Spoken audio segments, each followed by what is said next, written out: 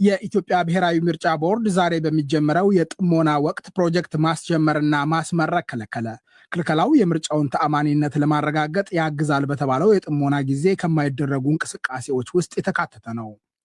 ከኢትዮጵያ መንግስት የሚዋጋው የአማራ ፋኖ ብሔራዊ ንቅናቄ በአማራ ክልል ለተከታታይ 5 ቀናት ከአምቡላንሶች በስተቀር ሁሉም መንገዶች ለተሽከርካሪዎች ዝግ መደረጋቸውን አስታወቀ። የኢትዮጵያ መንግስት አገሪቱ $1 ቢሊዮን የተበደረችበት ቦንድ ባለቤት ከሆኑ የተወሰኑ ባለውረቶች ጋር ያደረገው ውይይት ውጤታማ ሳይሆን መቅረቱን የገንዘብ ሚኒስቴር አስታወቀ። ኬንያ ለኢቦላ ለተጋለጡ አሜሪካውያን በግዛቷ የለይቶ ማቆያ ለመክፈት መስማማቷን 2 የዩናይትድ ስቴትስ ባለስልጣናት አስታወቁ። የዓለም ጤና ድርጅት ዋና ዳይሬክተር ዶክተር ቴድሮስ አድሃኖም ወረርሽኙ ወደ በረታባት ዴሞክራቲክ ሪፐብሊክ ኮንጎ ዛሬ ሐሙስ አቅንተዋል። ዜናው በዝርዝር የኢትዮጵያ ብሔራዊ ምርጫ ቦርድ ዛሬ በሚጀምረው የጥሞና ወቅት ፕሮጀክት ማስጀመርና ማስመረቅ ከለከለ። ክልከላው የምርጫውን ተአማኒነት ለማረጋገጥ ያግዛል በተባለው የጥሞና ጊዜ ከማይደረጉ እንቅስቃሴዎች ውስጥ የተካተተ ነው። ገዢው ብልጽግና ፓርቲ ለምርጫ ባደረጋቸው የመገናኛ ብዙሃን ክርክሮችና የአደባባይ ቅስቀሳዎች ሲሳተፉ ያልታዩት ጠቅላይ ሚኒስትር አብይ አህመድ ባለፉት ቀናት በኦሮሚያ ክልል እየተዘዋወሩ የባህል ማዕከልና የልማት ስራዎች ሲያስመርቁ ነበር። የ49 ዓመቱ ጠቅላይ ሚኒስትር በኦሮሚያ ክልል በጎማ 2 የምርጫ ክልል ከነጻነትና እኩልነት ፓርቲና የኢትዮጵያ ዜጎች ለማህበራዊ ፍትህ እጩዎች ጋር ይወዳደራሉ። ይሁንና አብይ የሚሆኑ ፓርቲያቸው ብልጽግና ይሄ ነው የሚባል ፉክክር ይገጥማቸዋል ተብሎ አይጠበቅም። ከ50 ሚሊዮን በላይ ድምፅ ሰጪዎች በተመዘገቡበት ምርጫ የሚሳተፉ ተቃዋሚዎች የተከፋፈሉና የተዳከሙ ናቸው። ተቃዋሚዎች መሪዎቻቸውን በማሰርና ፖለቲካዊ እንቅስቃሴያቸውን በህጋዊ ክልከላ በማዳከም መንግስትን ይከሳሉ። የድምፅ መስጫው ቀን ሲቃረብ ገቢራዊ በሚሆነው የጥሞና ጊዜ ፖለቲካ ተኮር የህዝብ ስብሰባዎችና ሰልፎች እንደዚሁም የቤት ለቤትና የአደባባይ ቅስቀሳዎች ተከልክለዋል። ከኢትዮጵያ መንግስት ጋር የሚዋጋው የአማራ ፋኖ ብሔራዊ ንቅናቄ በአማራ ክልል ለተከታታይ 5 ቀናት ከአምቡላንሶች በስተቀር ሁሉም መንገዶች ለተሽከርካሪዎች ዝግ መደረጋቸውን አስታወቀ። ታጣቂ ቡድኑ የክልሉ ህዝብ መደበኛ እንቅስቃሴ በመገደብ ጭምር ተገቢውን ጥንቃቄ እንዲያደርግ ማሳሰቢያ ሰጥቷል። የተለያየ አደረጃጀት ያላቸው የፋኖ ታጣቂዎች ከሚያዝያ 2015 ጀምሮ በአማራ ክልል ከመንግስት ጸጥታ አስከባሪዎች ጋር ውጊያ በማድረግ ላይ ይገኛሉ። የአማራ ፋኖ ብሔራዊ ንቅናቄ በክልሉ የበርካቶችን ህይወት የሚቀጥፍ የተፋፋመ ጦርነት እየተካሄደ እንደሚገኝ ትላንት ግንቦት 19 በአሰራጨው መግለጫ አስታውቋል። መንግስት በአንዳንድ ከተሞች ይዞታውን ለማስፋፋት አዳዲስ የውጊያ ግንባሮችን እየከፈተ ይገኛል በማለት ከሷል። የአማራ ክልልም ይሁን የፌዴራል መንግስት እስካሁን በጉዳዩ ላይ ያሉት ነገር የለም። በክልሉ የሚካሄደው ግጭት በ7ኛው አጠቃላይ ምርጫ ላይ ማጥልቷል።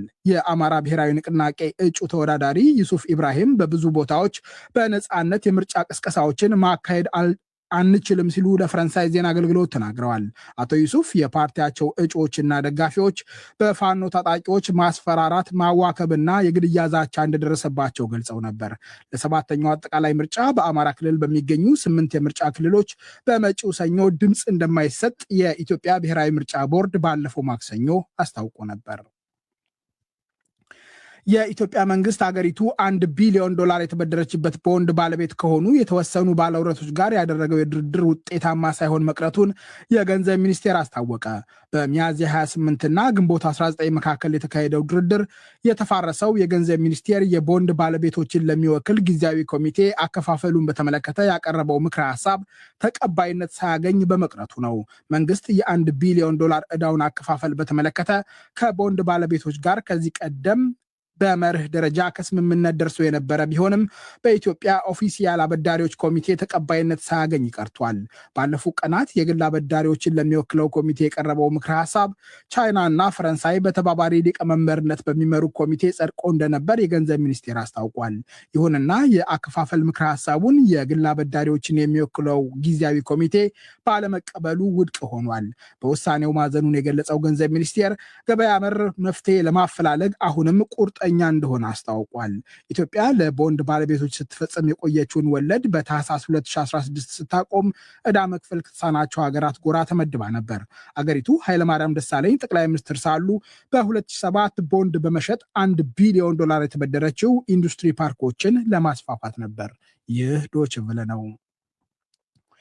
ኬንያ ለኢቦላ ለተጋለጡ አሜሪካውያን በግዛቷ የለይቶ ማቆያ ለመክፈት መስማማቷን ሁለት የዩናይትድ ስቴትስ ባለስልጣናት አስታወቁ።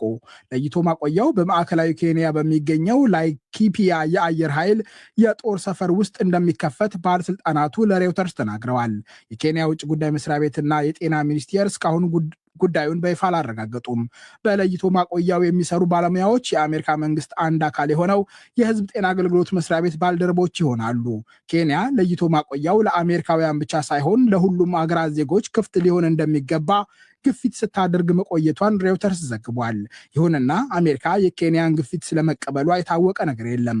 አሜሪካ ለኢቦላ የተጋለጡ የሕክምና ባለሙያዎችና ዜጎችን ለሕክምናና ለክትትል ወደ ጀርመንና ቼክ ሪፐብሊክ ልካለች። በተያያዘ ዜና የዓለም ጤና ድርጅት ዋና ዳይሬክተር ዶክተር ቴድሮስ አድሃኖም ወረርሽኙ ወደ በረታባት ዴሞክራቲክ ሪፐብሊክ ኮንጎ ዛሬ ሐሙስ አቅንተዋል። በአገሪቱ በኢቦላ ተይዘዋል ተብለው የሚጠረጠሩ ታማሚዎች ቁጥር 1077 ደርሷል። ይህ በታሪክ ከተመዘገቡት የኢቦላ ወረርሽኞች በብዛት ሶስተኛው ነው። የአገሪቱ ባለስልጣናት እስካሁን 121 ሰዎች በኢቦላ መያዛቸውን በቤተ ሙከራ በተደረገ ምርመራ አረጋግጠዋል። ሌሎች 238 ሰዎች በኢቦላ ህይወታቸው እንዳለፈ ይጠረጠራል። የዓለም ጤና ድርጅት ዋና ዳይሬክተር ዶክተር ቴድሮስ አድሃኖም ይቺ ሀገር 16 ጊዜ ኢቦላን አሸንፋለች፣ 17ኛውም የተለየ አይሆንም ሲሉ ወረርሽኙ በቁጥጥር ስር እንደሚውል እምነታቸውን ገልጸዋል። ይሁንና አሁኑኑ በቅንጅት እርምጃ መውሰድ እንደሚያስፈልግ ጥሪ አቅርበዋል። የቀጠናው ሀገራት ወረርሽኙን ለመቆጣጠር እየተጣደፉ ናቸው። 7 ሰዎች በኢቦላ መያዛቸውን ያረጋገጠችው ዩጋንዳ ከዴሞክራቲክ ሪፐብሊክ ኮንጎ የሚያዋስናትን ድንበር ትላንት ረቡዕ ዘግታለች። ዩናይትድ ስቴትስ እና እስራኤል ኢራንን ማናጋት ይፈልጉ እንደነበር የአገሪቱ መንፈሳዊ መሪ አያቶላ ሞሽታባ ሐሚኒ ገለጹ። ሞሽታባ ሐሚኒ የአገሪቱ መንግስት በሚቆጣጠረው የቴሌቪዥን ጣቢያ በኩል ባስተላለፉት መልእክት በጦርነት ኢኮኖሚያዊ ጫናና የፕሮፓጋንዳ ዘመቻ በኋላ የጠላት እቅድ ለወታደራዊ ሽንፈታቸው ማካካሻ ኢራንን በመከፋፈልና በመበታተን ማንበርከክ ነበር ብለዋል። ሞሽታባ ሐሚኒ የኢራን ከፍተኛው የመሪነት ስልጣን የተረከቡት አባታቸው አሊ ሐሚኒ እስራኤልና ዩናይትድ ስቴትስ በኢራን ላይ ጦርነት በጀመሩ የመጀመሪያው ቀን ከተገደሉ በኋላ ነበር። የ56 ዓመቱ መንፈሳዊ መሪ ስልጣኑን ከተረከቡ ወዲህ ባለፉት 2 ወራት በአደባባይ ታይተው አያውቁም። ዩናይትድ ስቴትስ በደቡባዊ ኢራን የባህር ዳርቻ በሚገኙ ኢላማዎች ላይ በ3 ቀናት ለሁለተኛ ጊዜ ድብደባ ፈጽማለች። አሜሪካ 4 የኢራን ድሮኖችን መታ የጣለችባቸውና በባንድር አባስ የሚገኝ የእዝ ማዕከል የደበደበችባቸው ጥቃቶች ራስን ለመከላከል እንደሆነ አስታውቃለች። ኢራን በበኩሏ በኩዌት በሚገኝ የአሜሪካ የጦር ሰፈር ላይ ጥቃት ፈጽማለች። ሁለቱም ሀገሮች ካለፈው ሚያዝያ ጀምሮ ተግባራዊ እየተደረገ የሚገኘውን የተኩስ አቁም በመጣስ እየተካሰሱ ናቸው። ከዚህ በተጨማሪ በሆርሙዝ ባህረ ሰላጤ ለመቅዘፍ በሞከሩ 4 መርከቦች ላይ ኢራን የማስጠንቀቂያ ተኩስ እንደተኮሰች አስታውቃለች። ከ4ቱ መካከል አንዱ የአሜሪካ ዕቃ ጫኝ መርከብ ነበር ተብሏል። የእስራኤል ጦር ዛሬ ሐሙስ በሊባኖስ ዋና ከተማ ቤይሩት የአየር ድብደባ መፈጸሙን አስታወቀ። የሊባኖስ ጦር የመረጃ ምንጮች ጥቃቱ በከተማዋ ደቡባዊ ክፍል በሚገኝ የመኖሪያ ህንፃ ላይ ያነጣጠረ እንደሆነ መናገራቸውን የፈረንሳይ ዜና አገልግሎት ዘግቧል። የጦሩ የአየር ድብደባ የተጠናከረው ሊባኖስና እስራኤል ነገ አርብ ፔንታጎን ተብሎ በሚጠራው የአሜሪካ መከላከያ መስሪያ ቤት በወታደራዊ ልዑካኖቻቸው በኩል ይነጋገራሉ ተብሎ በሚጠበቅበት ወቅት ነው። 3 ህጻናትን ጨምሮ ቢያንስ 14 ሰዎች ዛሬ ጠዋት በተፈጸመው የአየር ድብደባ መገደላቸውን የሊባኖስ ባለስልጣናት አስታውቀዋል። የእስራኤል ጦር ጥቃቱ በማን ላይ እንዳነጣጠረ ያለው ነገር ባይኖርም የአየር ድብደባው ትክክለኛ ኢላማውን እንደመታ ገልጿል።